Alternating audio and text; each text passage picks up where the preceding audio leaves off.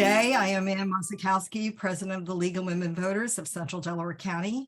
And on behalf of our league, I want to thank you for joining us for our hot topic, Navigating Challenges for Social Discourse, Strategies to Build Bridges. The mission of the League of Women Voters, a nonpartisan political organization, encourages informed and active participation in citizenship, elections, and democracy, and works to increase understanding of major public policy issues and to influence public policy through education and advocacy. One of the ways we help fulfill our mission to empower voters and defend democracy is to offer presentations to inform the public and voters on the importance of exercising your right to vote within our democracy. This presentation was coordinated by members of the Civic Education Committee and is part 2 of a 2-part series with the focus on how to cope with disinformation.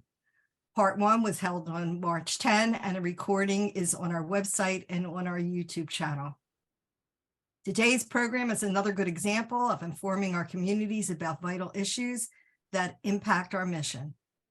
And now Marilyn Berberich, a member of our Civic Education and Voter Services Committees, will introduce our presenters to discuss Navigating Challenges of Civil Discourse, Strategies to Build Bridges. Marilyn. Thank you very much, Ann.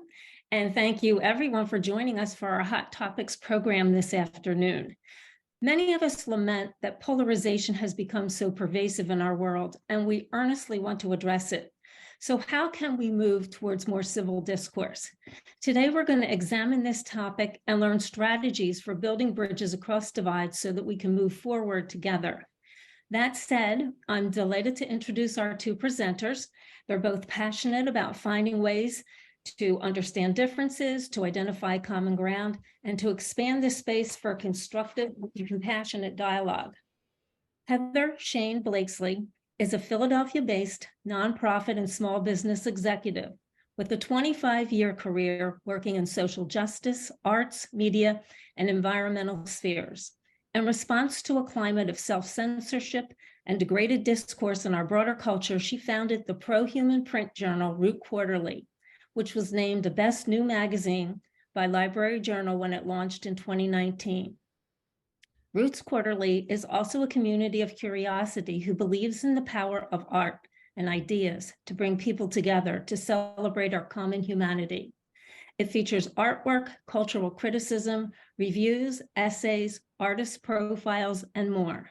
Blakeslee is a first-round grantee of the Mercatus Center's Pluralism and Civil Exchange Program and is a volunteer Pennsylvania State co-coordinator with the political depolarization organization Braver Angels. She's also an award-winning singer-songwriter who leads the folk noir band Sweetbriar Rose, a cellist, an essayist, and a theater producer. She has served as an arts fellow with the Foundation Against Intolerance and Racism since 2022 and has recently been appointed to its board of directors. Angel Eduardo is a writer, musician, and visual artist based in New York City. He is senior writer and editor for the Foundation for Individual Rights and Expression and is best known for creating the rhetorical concept of star manning. Angel advocates for compassionate, honest, and civil approach to discourse, even when we're incentivized to bare our teeth and dig in our heels. Through his work, he hopes to foster more productive conversations on the topics of the day, all bolstered by his own 6 words of advice: be kind, or all first drafts. Heather, let's begin our conversation with you. Could you just tell us what drew you to connect with Braver Angels and to search for better ways to communicate and build bridges? Maybe share some of the insights and suggestions from your work and your experiences in this territory. Yeah, I'd be happy to. Thank you so much, Marilyn, and the rest of the folks at the League of Women Voters for having Angel and I here today. I would add to Angel's bio that he also makes really great hot sauce. So if you ever get a chance to taste some of his hot sauce, don't miss that opportunity. And Angel is also serving on the board of FAIR with me, and we've known each other for a little while now. So I'm really pleased to have him here as a conversation partner. So I started to get worried around 14, 15, something like that, that something had really shifted in the way that we spoke with one another and talked with one another. Um, a lot of people want to blame that on the 2016 election and whatever, what came in the lead up to that. But it actually started way before that. And it started in part because of the business model for local newspapers and magazines and city papers going the way of the dinosaur because of the internet and social media. And one of the things that that did was like take the rug out from under a lot of different communities when it came to having a shared sense of reality or purpose or a shared sense of fate. And we are still dealing with the reverberations of all of that. I think all of us have probably seen how it has affected our families, our friendships, the work that we do with the community organizations that we're in. Everything got turned up to 11. And so one of the technical reasons for that, and if you want to look into this, I would suggest looking at Molly Crockett's research at the Yale Human Nature Lab. She's done some really good research on why it is that social media changed the way that we not only talked with one another, but felt about each other. That idea of effective polarization, where it's not that you just disagree with someone about policy, but that you attribute negative character attributes to that person because you disagree. It's the turn up to 11 stuff is like, you disagree with me, therefore you are an idiot or a Nazi or something terrible like that. So that's one of the things that has happened to us. Part of why that is that the online social media model very specifically and intentionally targets high value emotions that keep you engaged in that content. And humans have two different sets of high value emotions. We have fear and anger and disgust. And those are all of the things that social media and online media right now tries to engage you with, right? Fear. You never are going to be your best self when you're operating from a position of fear. You're never going to be your best self when you're operating from a position of anger. And yet that is exactly the state that they want you in to keep you online. And so two things happened for me personally in that environment. One was that my father, so I am, I would say I used to be much more far left progressive than I am right now, but I am a liberal. I'm mostly a progressive. Part of the exhausted majority is what I would consider myself. I feel a little bit politically homeless right now. And how it impacted me was my father, who is a Republican and is more conservative on, I wouldn't say social issues, but on other areas of policy. We never had a fight in our entire life, my dad and I, up until 2014, 2015, and we started having knockdown, drag out, door slamming, fights about what was going on in politics, and it was really rattling.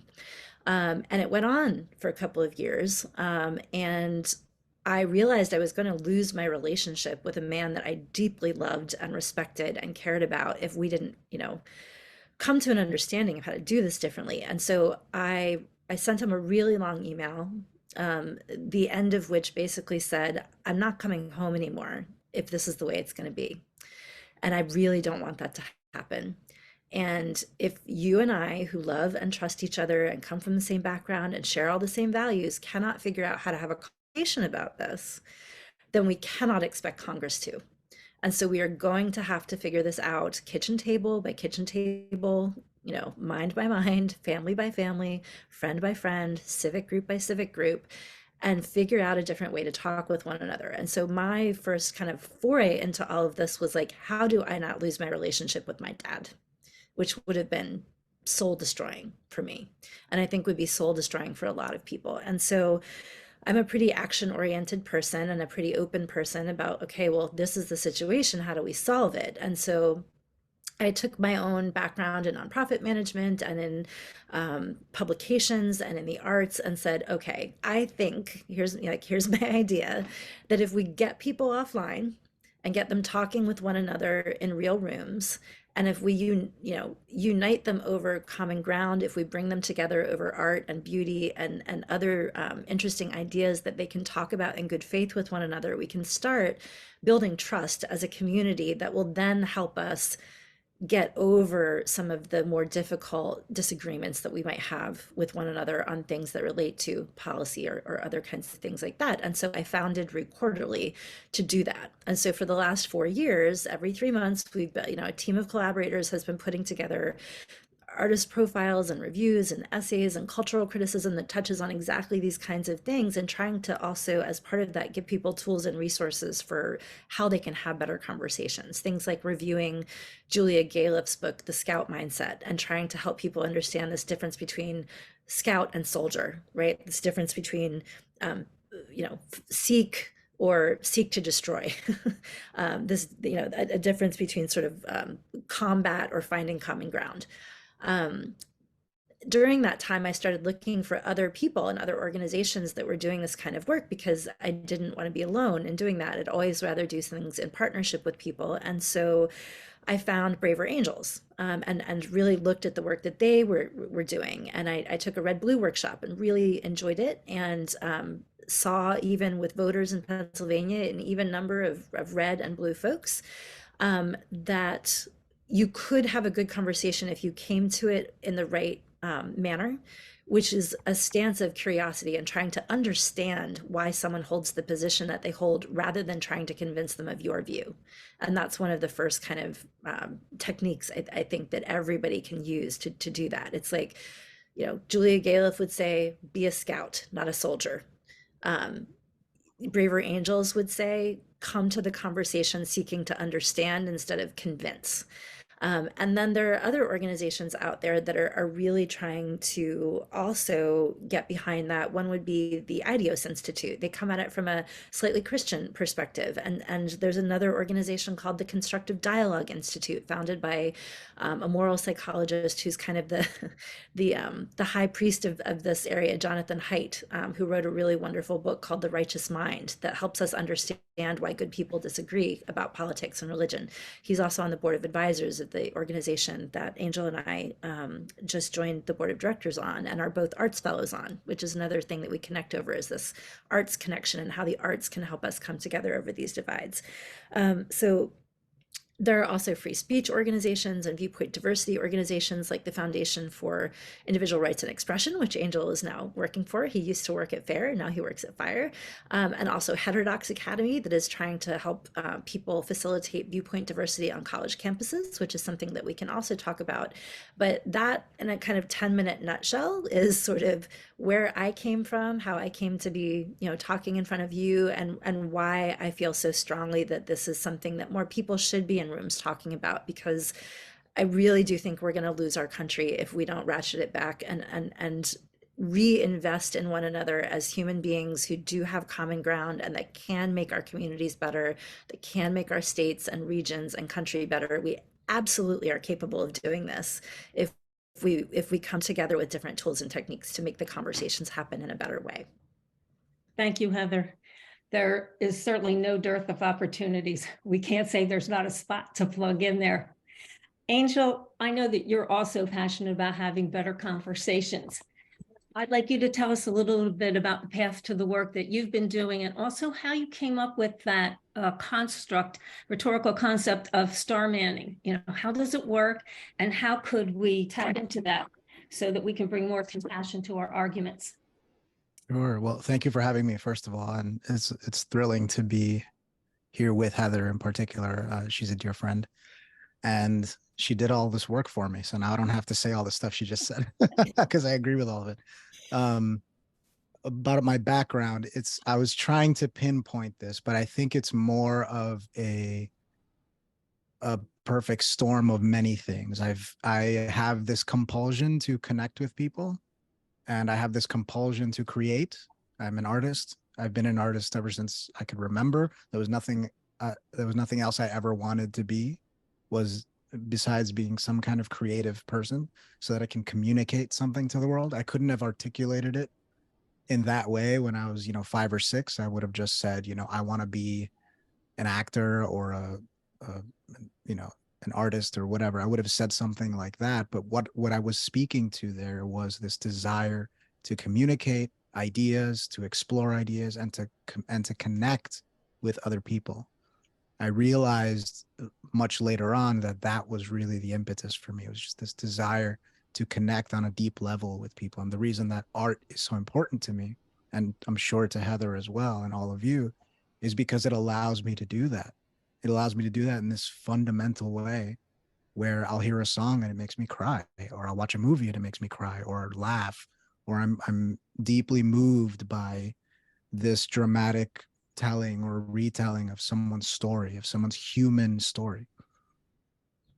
So I've always been tapped into that in one way or another. And I've always been terrified, I guess, or deeply disturbed by people's willingness to some sort of cut one another off. Stop talking to someone because you've had a fight. Say things like "you're dead to me." I just remember, many times in my life where two of my friends got into it, and I'm witnessing it, and they're, furious with one another and saying things like "he's my enemy now," and we're 10. The whole thing is stupid, but even then, even at that age, that just, I felt a knot in my stomach at those statements, because it felt so extreme and constricting and divisive, and it felt like something about humanity is being spoiled here. And I couldn't have articulated it. Like I said, it was just a feeling that I had, and it's only recently that I've been able to sort of look back and think about those things. And also, I guess an important thing is I'm not a child of divorce, but I'm a child of almost divorce. uh, so I'm one of those kids who, as the eldest of four, I was one of those kids who had to sort of mediate between parents and sort of try to hear one parent and the other parent and try to get them to hear each other, for the sake of myself and my siblings and my home. So the stakes were always kind of high in that way emotionally. So I developed, I guess, an ability to hear where people are coming from and understand it, and detach myself and my own perspective and opinions from it. Not perfectly. I can also be a very arrogant and smug little jerk. So uh, don't, if I'm communicating to you that I'm some, elevated presence or anything like that, I'm far from it. But I did develop that ability to hear people out, and I got really interested in psychology growing up in high school and college. That was my major in college. I wanted to understand how people's brains work. I've always been fascinated by belief and religion, and just understanding why people believe things that seem completely insane to me, or just nonsensical or counterproductive, all these sorts of things.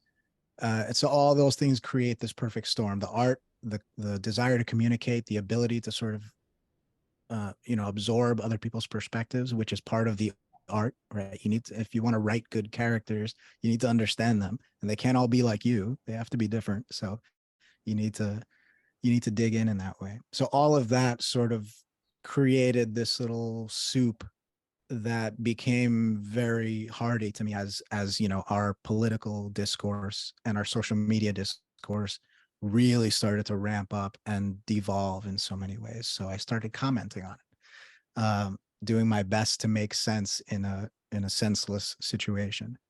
And so that's how I ended up at organizations like FAIR, and it's why I ended up at an organization like FIRE, because I'm so passionate about free expression and keeping those lines of communication as open as possible. When we shut down speech, we shut down communication, we shut down the exchange of ideas, we shut down the possibility for change, for you changing your mind or you changing someone else's mind. We need that lane to be open. So those things are very valuable to me. And Heather mentioned all the issues with social media.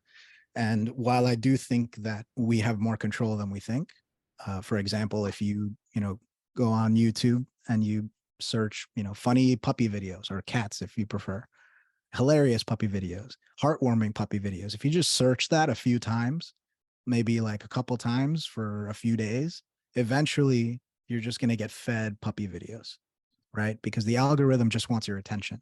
but what you give your attention to, what gets your attention, that's more up to you than it seems, right? We're not completely helpless to the algorithm. The algorithm just wants our attention. We can decide what that is. But social media is what I call the boss level of discourse, because there's so many things that are removed from, interpersonal human reactions, right? You usually can't see people. You might not even know their name. You might have no idea where they're from. You don't get eye contact. You don't get those visual cues of, that sort of stuff. And also most of the time you don't get tone, right? You don't pick up on tone. You can't really tell if someone's joking or being sarcastic or angry. You can't really tell. You're just reading things. And so you have to be more alert, and you have to be more on top of your game in terms of communication to actually effectively get anywhere and do that stuff. So that's why I call it the boss level. It's you really need to be, you have to have done your Rocky Balboa montage before getting there. So I've tried very much to model the sort of approach that I would like to see. There's that quote of "be the change you want to see in the world," and I took that very seriously. And so I try my best to be compassionate. I try my best to be curious.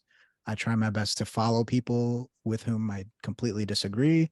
I try to embody that Abraham Lincoln quote of, I don't like that man, I must get to know him better. I try to embody that, so if I see people who are saying things and arguing things that I don't understand, that I think are insane, I'll follow them, because I need to get deeper in and figure out what's going on there. Doesn't mean I'm going to agree with them, but it means I have a desire to understand, and that will enrich me and also them, that exchange. So that's where star manning comes in. It's a step above steel manning, which is when you do your best to articulate and engage with the strongest possible version of an argument. Star manning takes that a step further and makes an explicit effort to engage with not just the most charitable version of your opponent's argument, but also the most charitable version of your opponent, by remembering and recognizing explicitly that this is a human being with human values, human emotions, and human desires, just like you. And whatever it is that they're fighting for, advocating for, arguing for, or arguing against, it's coming from some deep human need that they're trying to satisfy, some deep human concern, whether it's the love of their children or love of country or higher minded sort of things like values, like respect or dignity or, work ethic, things like that. And the job for you is to try to pinpoint what that is by asking questions and connect with them on that level. Okay, I understand that human thing. I have that human thing too, because guess what? We're all human. And that's a way of, as Heather said, establishing common ground instead of a fault line, and then arguing from that point. You don't have to concede anything. You don't have to accept ideas or behaviors that you dislike or disagree with. It's just a way of understanding, a deeper way of understanding, and understand so that you can do something about it. People are more likely to hear you if they feel like you're hearing them. Mhm. So that's where that comes from. I'm wondering, would you suggest that we would dip our toes into that water with somebody we're familiar with, or just on a more incidental basis when it happens to come up? Because sometimes those conversations are unexpected, but you're in a position maybe to go there. Mm-hmm. Your own temperament. And I guess part of the skill set that you must develop is recognizing what your temperament is like, and sort of making note of the issues and topics that tend to get you really heated, and those places where you derail and you're no longer thinking, you're no longer listening, you're just reacting. Being cognizant of that is helpful.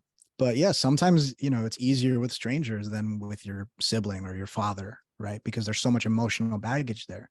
But other times that emotional background, it's not baggage that in that point, but that background kind of helps. If my brothers and my siblings and we all have a very close relationship, and we argue all the time and we disagree all the time, and we bomb on each other all the time. Our group chat is insane. My wife is constantly like, I can't believe you people talk to each other like this. But there's so much love there underneath, that we all know that everything is okay. And no matter how viciously we're disagreeing about something, there's no stop to the sort of internal chorus of I love you. You're everything to me. So if you can do that, then it's helpful. And I try my best to do that even with strangers. You are a human being. I love you. I respect you. You deserve all the compassion and dignity in the world. And no matter what I'm disagreeing with you about, that's always going to be true. And Marilyn, to add on to what Angel was just saying, because it's something that people can do at Braver Angels, it's like, before you start, I mean, we all are going to continue to have conversations with people. We can't wrap ourselves in, bubble wrap and, not Right. talk with anybody while we all do this work. But before you start even thinking about how you're going to have a conversation with somebody else, I just want to emphasize what Angel said about understanding your own temperament and you. And so one of the things that Braver Angels does is offer a workshop called Depolarizing Within. It's one of the things that you can participate in there. And, I had to do, when I got to that point with my dad, the first thing I had to do was examine how I was contributing to the conflict, right? How was I showing up to the conversation? How was I treating him during these conversations that were in turn creating a dynamic that wasn't productive to the conversation, right? And so I would encourage people to think about the fact that it's two people in a conversation, and you're the only one that you have control of. So you can do work in order to bring yourself to that conversation in a different way. And I think one of the techniques you can also use it, again, this is really explicitly a Braver Angels technique, is again, you show up to the conversation to understand rather than to convince. And that's the first step, because if you can do that, that builds trust and that builds rapport. And then you can get into the next phase of, okay, well, I disagree with you because, or like, this is how I think about this thing. And they will also be able to hear it in a different way because you have already established some things that might be common ground. And I want to also talk about the puppy videos, because this is the other side of high value emotion, right? We have negative ones, but we also have positive ones. So in contrast to, and in ballast to fear and anger and disgust, we also have joy and wonder and awe, right? So if you can tap into those emotions on a more daily basis and surround yourself with things that give you more of that, it balances out that negative emotion, and you will find more things in your social media feeds and in your friend group, and in the communities that you are co-creating as you work with one another in civic groups and other places, that it changes the framework and the atmosphere that you're in. And curiosity is another thing that Angel just brought up, which speaks to that, like seeking and trying to understand. And it's really valuable also to separate ideas from people. And it's really important that we do that. That's why the effective polarization is so bad. And you have to separate your own ideas from who you are as a person as well, right? My stance on immigration or abortion, or pick another topic that people want to fight about, right, is not me. It's an idea that I have, and I can change that idea, and I can have different perspectives on that idea, and it doesn't change who I am as a person. I think people sometimes are loath to give up certain positions that they hold because they so self-identify there. And that's why it's so dangerous that politics has kind of replaced religion for a lot of secular people, because it's not something, civics is important, politics is important. It's not what being a human is. And it is not what makes good societies. It's a part of that. And I would direct your attention also to a book called Blueprint on the evolutionary origins of good societies by an academic and doctor named Nicholas Christakis. He has studied, for instance, lots of different cohorts of communities. He's studied shipwrecks. He's studied utopian communities, both in religious and non-religious utopian communities. Religious movements and political movements, and there's like a social suite that he talks about that constitutes what happens when a group is working in a good way. One of the things that I think is applicable to a lot of whatever institution or group or whatever you're in, one of the things that's applicable is social learning and teaching, and it gets to this idea that within any group, there's going to be more, some mild hierarchy. Someone-ish is in charge. It's the facilitator, it's the captain of the ship, it's the head of the organization. But within that group, if there is respect for individuals, if there is a kind of natural, like, hey, our group's kind of better than that group, my family's better than that family, there's going to be a natural in-group, out-group thing that happens. But that learning and teaching is really important, because one of the things that it does is really bear down on something that is central to why humans are a successful species on the planet, and that's that we specialize and we network. We're one of there's like a handful of them that are as successful as we are, and before we get too excited about ourselves, some of the others are like ants and termites, right? Because they nest and they work together, and they build communities, they build structures that keep them safe and enable their communities to go forward. And so you have to look a little bit at humans, and I think Jonathan Haidt says this, that we're like 90% bonobo and 10% bee is how you can think about it in that way. And so we all have something to offer, but we all have something to receive as well. And when we don't operate from that standpoint, we lose something that's actually really important about things happening in our group. And the only other thing I will say about that as well is group dynamics are fascinating. And this is part of what we're talking about. It's basic psychology stuff, right? Yeah. So anytime a person goes in or out of a group, the group dynamics are changed. You're going to go through a forming, storming, norming kind of phase. If you're in a office environment, and you lose your marketing director and you hire a new marketing director, but the old marketing director was a cheerleader type and the new marketing director is reticent to give out praise, it changes the group dynamic, and you're going to have to figure it out again. And so understanding also the natural role that you play in groups, and understanding when it might be in conflict with another person's work style or personality, and understanding that doesn't mean that you need to be in conflict with one another, that you just have to understand that you're approaching things differently. So there's a kind of radical degree of self-awareness that this requires. And if you can do that work on yourself before you go hard at somebody else, it really is going to help with the dynamic that you achieve during that conversation. Yeah, absolutely. Thank you. Yeah. Angel, jump in.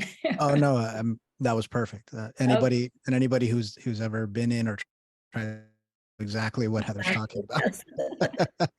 All bass players are not the same, right? Yeah. Yeah, I pick up a lot of complexity with all of this. There's always going to be an opportunity to learn. It's ever changing, and there really isn't a finish line.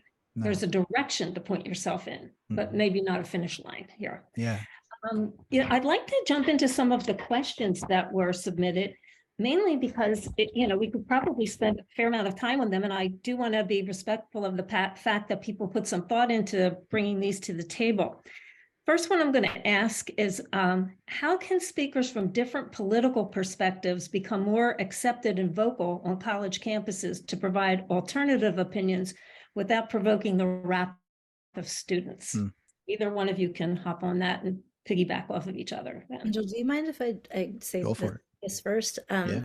I think we should be a lot less afraid of provoking the wrath of students. They're there to learn, and they need to get used to the idea that they are going to encounter ideas that they don't agree with. So I will start with, I don't agree with the framing of the conversation, but Angel, go ahead. I think that's exactly right. I mean, to some extent, we have to emphasize to students that it's good for you to hear things you don't like. And even if you disagree with that, it's inevitable that you're going to hear things you don't like.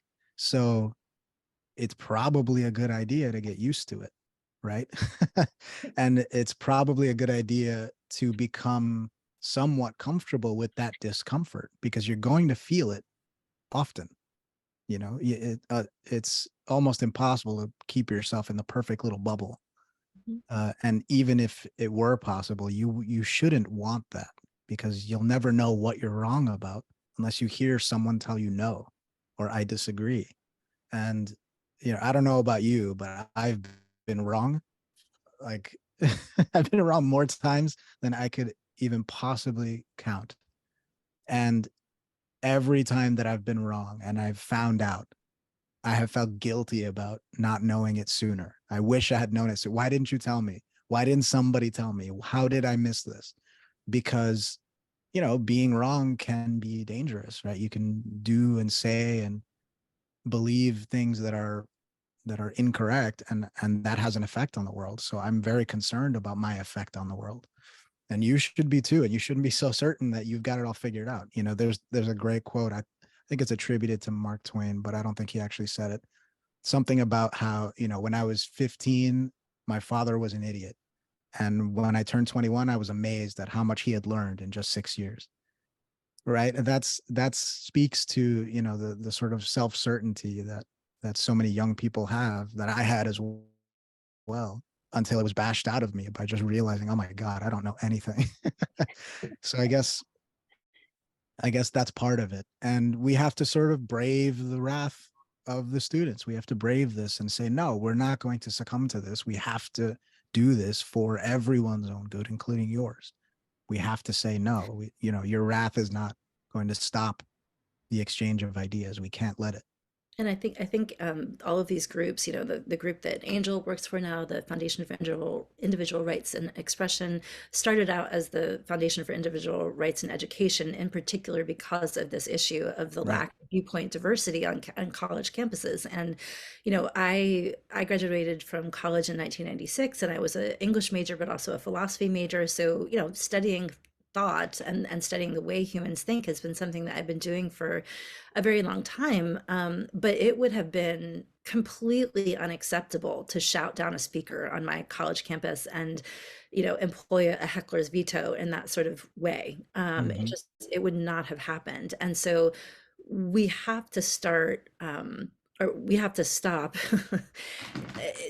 telling students that they need to be safe all the time. We want them to be, you know, Van Jones talks about this pretty Yeah. articulately. In fact, I think Fire just posted a clip of him the other day Mm-hmm. talking with students saying, we want you to be physically safe. We don't want people Right. attacking you or anything like that. But you are not allowed to be intellectually safe on a college campus or anywhere else. It's not your right to do that. And Mm-hmm. so we have this idea of your words are causing harm, or your words are erasing me, or your words are what have you. And it's words. And that is the way that human beings don't employ violence in order to understand one another and get past it. And so Yeah. I think it's a massive problem right now that we have, you know, coddled students and created this culture in which they are not resilient enough to even have the conversation.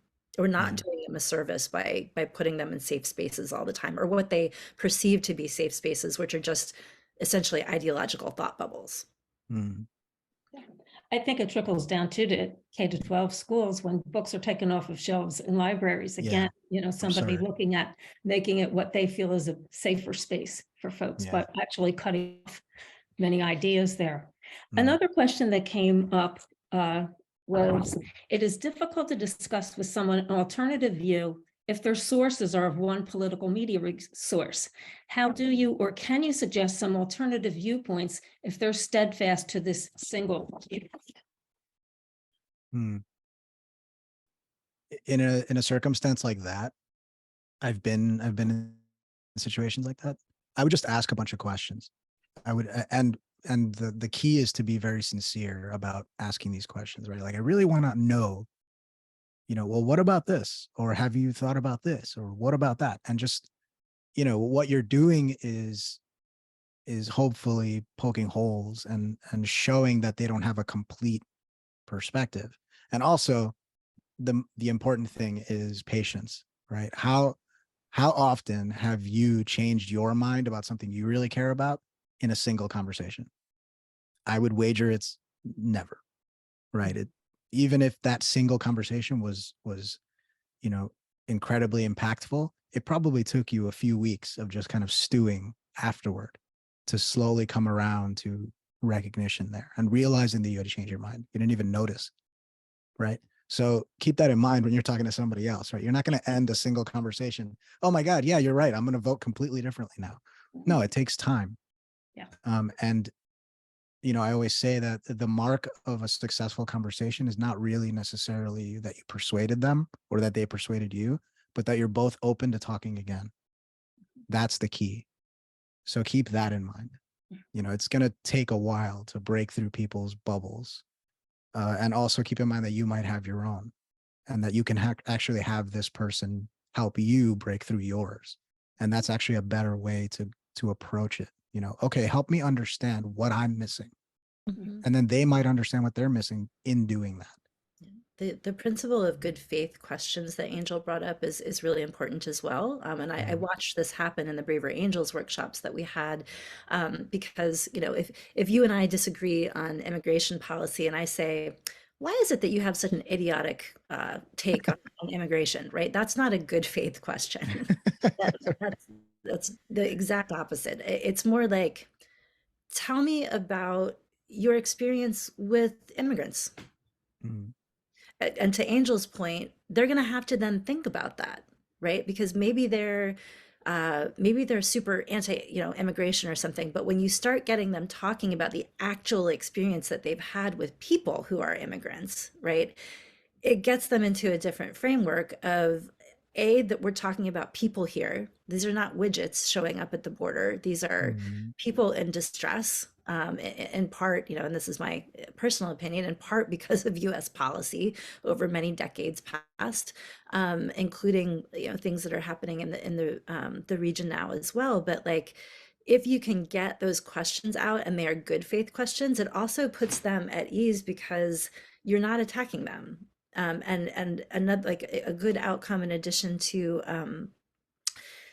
having another conversation, which is also like, I'm 100% agree with that. Like, if you can leave the door open, you've done a great job, right?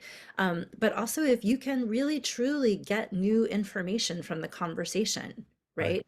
right? Then that's helpful as well, because you might actually learn something in trying to understand why somebody thinks the way that they think. Mm-hmm. And you have to be realistic about what, as Angel was just saying, what you can get out of that conversation. But in reality, you can get a ton out of that conversation. And I wouldn't be able to think of any like right this moment, but like, there have been many, many times over human history where people who have had radically different views of the world have formed close intellectual friendships and partnerships. Even if you just think of the idea of people who, believe in a kind of Christian God, and people who don't. Like, I didn't get raised as a Christian per se, but what would happen if I walked through the world and never had a conversation ever with someone who did? I would leave out like a huge amount of people that I can learn something from, and get to know, that are going to make my life a richer place. So I would just encourage people to think about what your good outcome is. Like, if you're going to talk with somebody, what is a good outcome? And always keep that in mind as you're asking questions and answering questions. Mm-hmm. Okay, here's another one for you. Do you see a role for organizations like the League of Women Voters to help foster civil discourse? Angel, you want to go? Yeah, absolutely. We need as many communities and cohorts as we possibly can. And the more communication and conversation that you can facilitate and be a part of, the better. That's really what we need. We need to be talking more. We need to be asking each other difficult questions more. And we need to be sincerely looking for those answers together. One thing I always say is to try your best not to use us versus them language, like we are trying to defeat you kind of language, but instead use we language of like, okay, well, this is the problem that we're having, right? We have this issue with immigration, as Heather mentioned, right? there's an issue about, how much the border should be open, how much immigration we should allow, and there are practical problems no matter which way you go on that. So what can we do here to figure out the best way to ensure that all the things you're concerned about and all the things that I'm concerned about can be addressed at the same time? Now, see, you just switched from having this person be your opposition to having this person be an ally. There's a greater problem that you're both acknowledging. You have different perspectives on it, but you can work together, try to figure out some way to resolve it. And that doesn't mean you're going to get there necessarily, but at least you're not swinging at each other in the meantime, right? You can actually get to the problem. Yes, exactly. And I think, in working with Braver Angels, we did a survey of potential volunteers. And if if you sign up on the Braver Angels main list, if you have an address in Pennsylvania, you're automatically going to get added to the Pennsylvania newsletters if that's something that you're interested in doing. And so we try to send out news about workshops that are coming up or opportunities to get involved in different places. And there's certainly more organizing going on in Pennsylvania. But when those surveys came back, one of the things that I was, because we asked people like, what else are you involved in your community? And it shouldn't have surprised me, but out of the 100 and so people that responded to that survey, they must have been attached to something like 500 civic and religious organizations in Pennsylvania. And every single one of them is going to be better for that person being in that group, because it just takes one person in a system or a group to start changing the way that you're talking with one another. And so all of you here in this room, I'm sure this is not the only civic group that you belong to, and it's probably not the only community group that you work with or the only social organization that you're in. And so this is where that specialization and networking thing that I was talking about before really helps, and where that social learning and teaching comes in that Nicholas Christakis is talking about, is that it's our job, if this is something that we care about, to find ways that we can bring more people into this way of thinking, because those systems essentially get inoculated against some of this more divisive behavior if you change the group dynamic. Also, I would say, because this is something we sometimes say at the Fair Arts programming that I do with Fair, is like, have a better party. Right? Like if people are at a school board meeting and they are screaming at each other and it's really awful and what have you, it's no one wants to actually be, I mean, some people do, a handful, right? But most people don't want to feel like that. I mean, like Angel was talking about when even his friends were fighting when he was little, it's like, it's not a fun place to be. And so if you can kind of co-create a different culture in the places that you're in, and then people look from outside of that group and say, wow, those people are having really interesting conversations and they seem to be doing it really well and they seem to be making headway on things that they have common ground on, it draws more people in, right? You're not going to bring people into an organization like the League of Women Voters if you guys can't talk to each other well. But my guess is if people know that this is what you're trying to do, and that really truly if they have a different political opinion as other people in the group, that they're not going to be shouted down and they're not going to be told that they're a bad person, you're gonna bring more people into your organization. And so it's critically important that organizations like the League of Women Voters exist, because it is these civic groups and these people coming together in kind of like the place where they live, which is really important, this like rootedness to the region and being able to get in rooms and eyeball those people and be accountable to them and be accountable to one another. That's incredibly, incredibly important. And so I encourage you to continue doing all of the good work that you're doing, because it absolutely makes a difference. Yeah. And it sounds like such a wonderful opportunity to be part of this whole system that cross-pollinates there, that it amplifies all the good outcomes that we hope for there. Absolutely. Heather, a while back, I think it was my first conversation with you, you mentioned something about Pennsylvania having the possibility of becoming a model purple state. Yeah. You can talk a little bit more about that, because that's not something people often hear about. It's usually the two camps, but the idea of being a model purple state, that sounds like something to aspire to. And, League of Women Voters being nonpartisan seems like they could be part of that. I absolutely think that that's the case. So, so I'm from Pennsylvania. I grew up in Bloomsburg, Pennsylvania, which is in a more rural part of the state. I went to school in Allentown at Muhlenberg College, and then I left for a while and went to New York and came back about 20 years ago. And my family, like my long-term family, has been here since the 1700s. So like we've been here for a really long time, and I care deeply about the people that live here. And Pennsylvania has such an interesting history as well when it comes to the history of the country, because um, we were founded as a place that valued pluralism. We were founded as a place where many, many different, very niche religious organizations and others came here in order to live peaceably next to each other. We also had a movement like the Quaker movement in Philadelphia and the abolitionists who were here. And the fact that there were so many free Black people in Philadelphia in early years, more so than in other places, has given us a different history. It's obviously it's the United States, so our history is not perfect. But when you look at Pennsylvania itself, it's in its DNA to be a pluralistic society.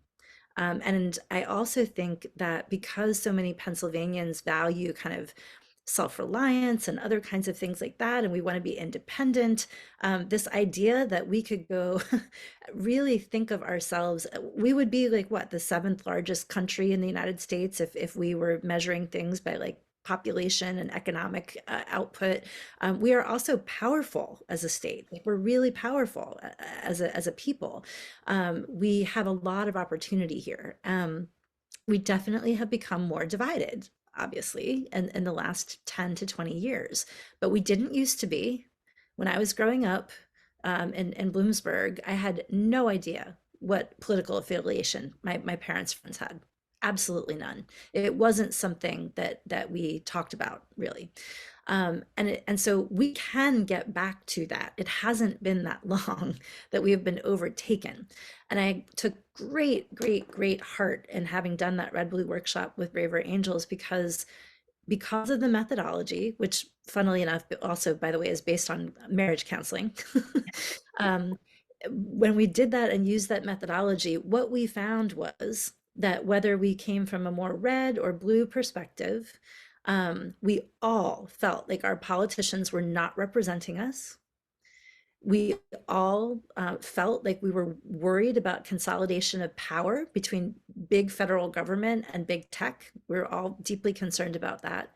And we all thought that Pennsylvania had a real opportunity to model the kinds of things that we think should be happening across the country. And so one of the reasons that I'm volunteering for Braver Angels the last year or two is to help build infrastructure in the state. And one of the things that you guys can participate in with that is we want to continue to do more of these red blue workshops, and we want to continue to offer more places for people to engage, and we call them alliances. So there's an alliance that's forming in Philadelphia. There's another one that's going to, or sorry, southeast region. We want these to be regional, not city based. There's one that's forming more out in Lancaster. There are folks in Pittsburgh. All over the state, we're trying to build infrastructure so that people have a way into organizing around all of this stuff. What we need right now is more volunteers to get trained in this methodology. And luckily, Braver Angels offers a whole slate of things. If you go to their website and look at ways to get involved, it'll offer you a lot of different possibilities about how you can get trained as an ambassador, as a moderator, as a workshop organizer. There's a lot of different, so if you're more, or as a tech person, so if it's a Zoom call, you can be one of the people that volunteers kind of in the background, making sure that all the tech is going right. But all of those different training programs are things that you can do that will help you kind of embody these methodologies in a different way, and also get involved in the actual place that you live on a level. But we can't do this work if more people don't get trained. And that's one of the reasons that I'm also with the Root Quarterly Project, the magazine project, which we really consider, as Marilyn talked about in my bio, like a community of curiosity that really wants to get curious about how we come to these conversations. And so we're going to be partnering with the Community Dialogue Institute, which used to be called Open Mind. It's also been founded by Jonathan Haidt, this thinker that we've been talking about. And it's one of the only organizations in this constructive dialogue space that has research-backed methods for reducing things like effective polarization that we talked about earlier. This idea that I just don't hate, I not only disagree with your policy, I think you're a bad person because you think that that policy is the right thing. Or in things like reducing binary thinking. And one other kind of tool I want to give you guys on the binary thinking thing is it's really helpful. And I think it was in Julia Gayle's book, Scout Mindset, that I learned about this, but it's really helpful to put a percentage on how strongly you believe about something. Okay. So, like, I am 90% sure that this policy is the right thing. I think I am 70% sure that this position is right because, or I'm 99%, like maybe you're 99% sure, but if you leave open, both in communicating to someone that you're talking to, but also to yourself, that, as Angel said, you might be wrong. Like, you might get new information that causes you to change your mind, which is one of the most powerful things that we can do, is change our mind, because when we are open to new information, the world opens up in a totally different way, and you can completely shift your perspective on things that might enable even better outcomes with the people that you're talking to. So I really believe that Pennsylvanians are capable of this. Like, I think we really truly are. And if we can figure out how to do this, we can be a model for the rest of the country. And I think that would be an amazing goal for all of us to have as a state. That's a wonderful thing to aspire to. And when Angel was talking too about he didn't like to be wrong. I don't think, of course, none of us like to be wrong, but I feel like when I get more information and have it more facts, more full picture there, I'm more right about how I feel for myself there, because it just was only partial there. So I'm not wondering too, with conversations, we're getting used to a lot of Zoom conversations. Do you think there's any benefit Zoom versus in person? Obviously, distance means you're limited to Zoom, but should we be striving, do you think, for in person? Yeah, I think so. Because it helps. Feeling someone being in front of you changes things. There are so many things people say to each other online that they would never have the balls to say if they were actually in front of that person. There's the movie version of Frost versus Nixon, or Frost Nixon. There's this moment where, one of the producers who's running the interview, he's like, his parents hate Nixon, he hates Nixon, hardcore, just anti this guy, like can't stand this guy, this guy's a criminal, et cetera, et cetera. And then there's the moment where Nixon shows up for the interview and he's being introduced to all the people. And the guy says, oh, and this is, this person's name. And Nixon puts his hand on, he says, nice to meet you, son. And the hand just kind of hangs there for a minute. And he's like aghast. And then he just goes, Mr. President, and shakes his hand, because he doesn't have the balls to say all the stuff he was saying, right? Yeah. Because there's a human being in front of you, right? He still did whatever he did, and you still feel whatever you feel about him, but that's a person now. He's not this abstraction. So it's really helpful to have that. And also, Heather mentioned the arts and the fair and the arts community. I would encourage everyone to have those communities and create them. If you go to school board meetings and you're arguing with people at those school board meetings because you vehemently disagree on whatever the policy is that you're arguing about, try to have that not be the only context in which you interact with that person. Right. Because you also go to the same supermarket. You also take your kids to, the same swim class or whatever, right? Those people are still part of your community. And you don't want them to be these villains who live in the Coliseum that is the school board meeting. You want them to be, Jake or Jennifer or whatever from down the street, who also loves this movie and also, makes this great peach cobbler or whatever it is, right? You want to be able to humanize them and for them to be able to humanize you in that way. Yeah, this regional context and this rootedness and community is literally why we called the magazine Root Quarterly, because we wanted it to be like place-based, and if you look at the statistics, for instance, on how communities weather things like natural disasters and other kinds of things like that, closer knit communities always do better because they're already inclined to kind of help one another. And so knowing our neighbors and knowing their names and knowing what they're going through and knowing what they need help with and them being able to help you as well is really important. And it kind of gets to this idea, and maybe, if you pull the picture back really, really, far, it's like, well, what is the threat here?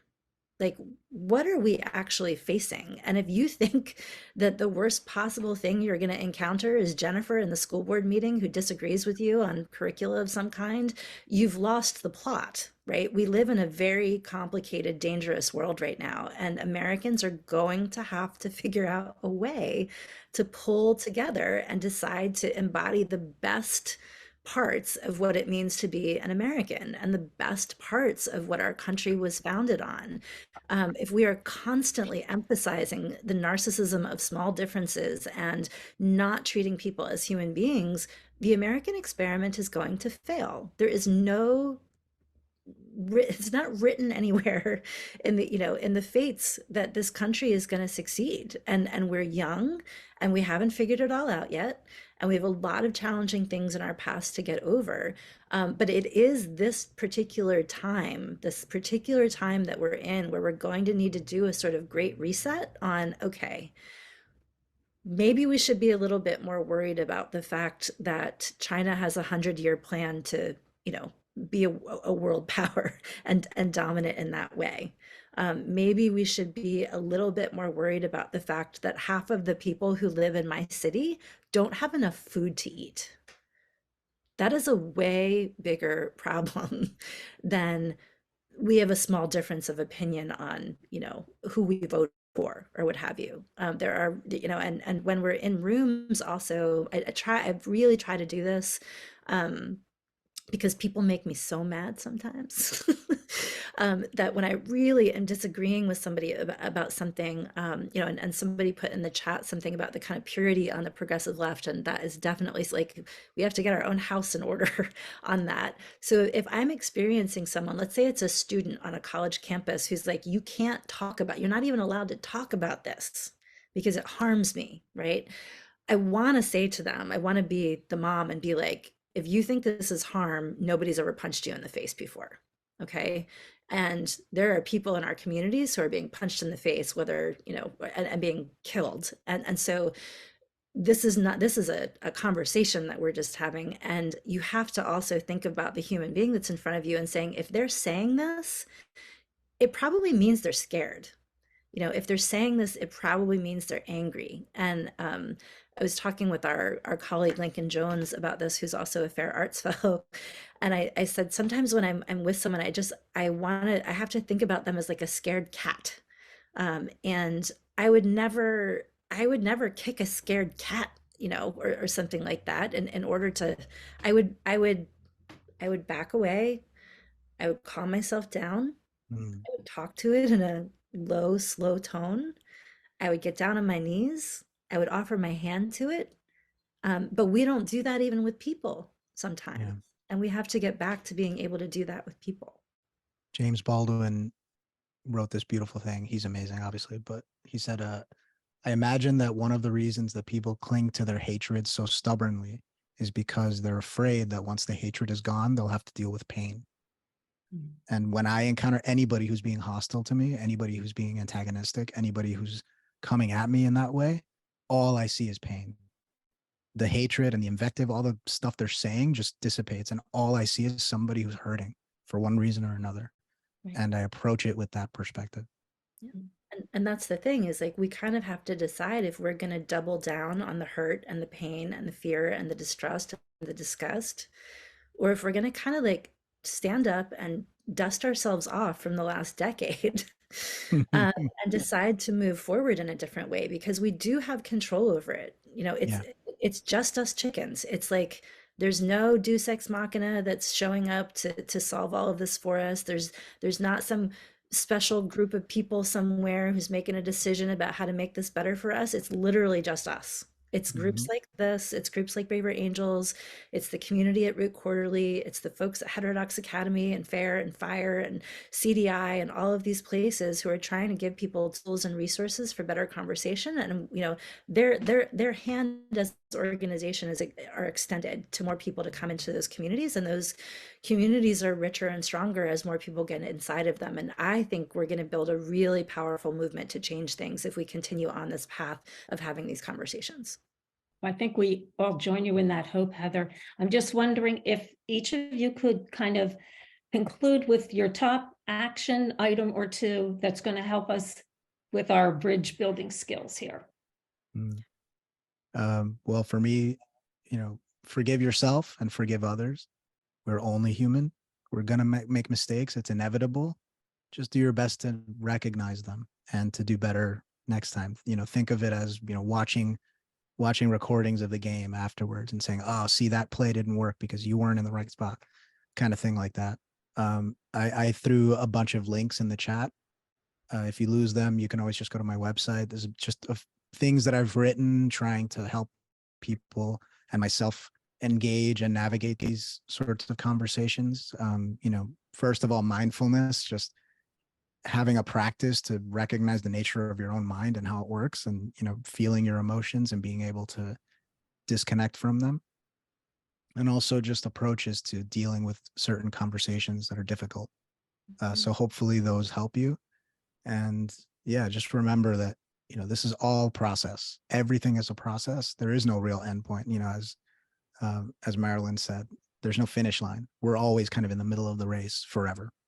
So enjoy the race. Try your best to be comfortable here and recognize the beauty of it. That's what I would say. Perfect. Heather. Yeah, and I would also say, so here's where my like nonprofit management and like volunteer management hat is going to come out. Set some goals for yourself.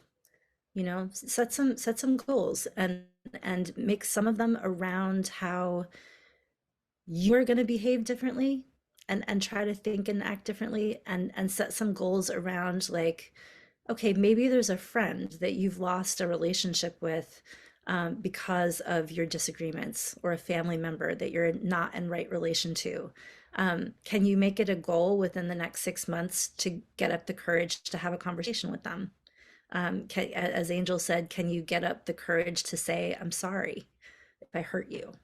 And I don't want to do that again. Can you make a goal to, um, get yourself trained through some mechanism, whether it's a Braver Angels seminar, whether it's connecting with the Root Quarterly community and working with CDI, whether it's going to an online forum of some kind, and learning that. But set some goals for yourself, and then decide how much time you have to give to it. Everybody's got limited time, right? We all have our own limited time. For me, I think an angel, I think we're so deeply involved in this space that it's kind of like, open your veins up and take everything you'd like from me, as long as there's a good outcome for all of this. Mhm. We, Angel and I both, it's like emergency meetings and things all the time, and like trying to figure out how to organize these organizations and grow them and develop them and make sure that those organizations are strong. Like, volunteer in other ways for Braver Angels. Like, we need people to help us with communications. We need people to, like I said, get trained for workshops and seminars. Selfishly, I would love for you to subscribe to the magazine and be part of some of those conversations, and we Yeah. have events. We want to do more events online, and excuse me, online and in person. And we're going to be, hopefully, partnering with Fire and CDI and some other people to like train people, and then figure out what some of the most difficult topics that we could possibly discuss are, right? Race relations, gender ideology.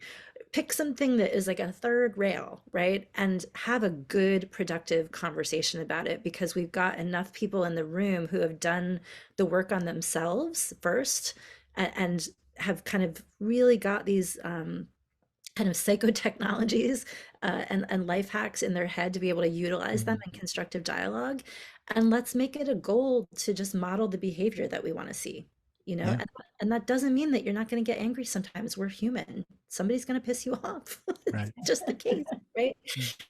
Yep. Okay, well, that is wonderful. And we thank you so much for being It's guides for us this just the way afternoon. it goes. But we have, thank you guys so much for what you do. And if anybody has questions, my email is also in the chat. Okay, Same. well, Feel free to reach out to me. this presentation or this time together was just filled with so much information and inspiration. And thank you for telling it, not just from the head, but from the heart, because it really all enters very differently when it's that combination there. I just feel like I'm very filled with lots to think about and plenty to do. So I'll turn it over to, I guess it's Anne to wrap things up. Thanks, Marilyn. I totally agree with everything you just said. I would like to thank our presenters for sharing your expertise on this important topic and its impact on our democracy. And it sounds like we might have some people, that members who would get really involved with volunteering with your groups. Would be great. And we want to thank all the people that did register for this presentation. We're going to be sending the link to the recording and additional shared resources that were shared in the chat. And I know Heather mentioned that she has a compilation of resources that she's going to share, and we'll share those out.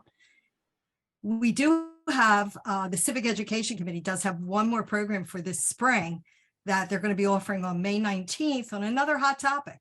The court has spoken on Pennsylvania school funding. Now what? So we hope you can join us for that. And we have a lot going on this spring. So go to our website, check us out, LWV at www.lwvcdc.org, and go to our events calendar and see what we have listed there. We have some virtual candidate forums that are coming up, voter registration drives, and other events. So thank you.